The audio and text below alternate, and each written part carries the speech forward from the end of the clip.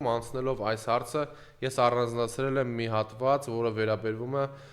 վարչապետի տիկին Աննա Հակոբյանին։ Աննա Հակոբյանը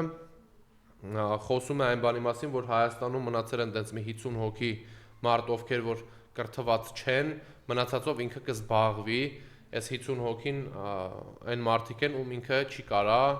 կրթի ըստ իրան, հա, իրանց կրթվածությունը մենք գիտենք որն է, որ հերոսներին դասալիք համարելն է,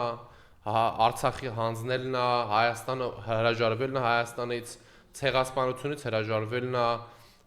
Մեհրիբան Ալիևային Արցախ հրավիրելն է, էսա իր կրթված լինելը, իրանց կրթվածության աստիճանը, նաև մենք տեղեկություն ստացանք մամուլից, որ Աննա Հակոբյանը սպառնալիքի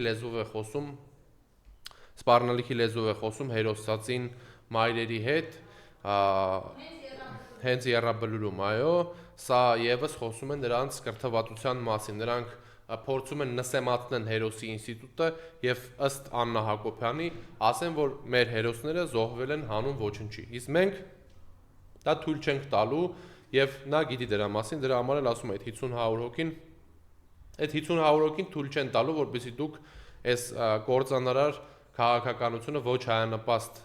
գործելակերպով շարունակեք իրականացնել, մենք կրթում ենք մեր երիտասարդներին հանրապետական կուսակցությունում, օրեր առաջ Անդրանիկ Մարգարյան քաղաքական դպրոցում տասնյակ հարյուրավոր երիտասարդներ ավարտեցին եռամսյա կրթությունը,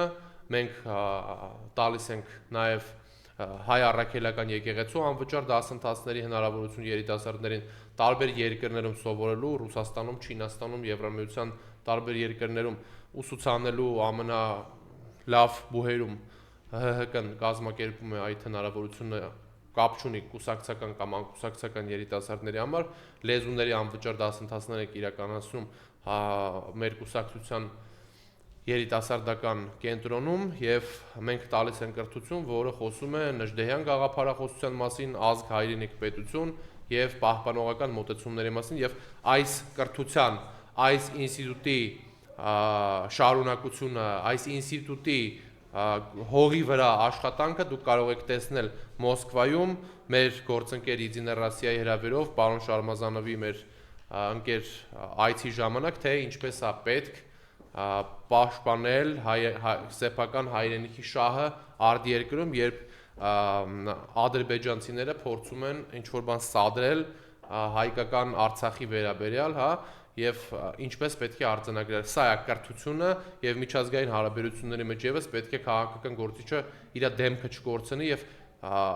իր երկրի շահերը պաշտպանի իր երկիրը թեկուս արտերկրում, ինչպես մենք արել ենք միշտ նախկին իշխանությունները,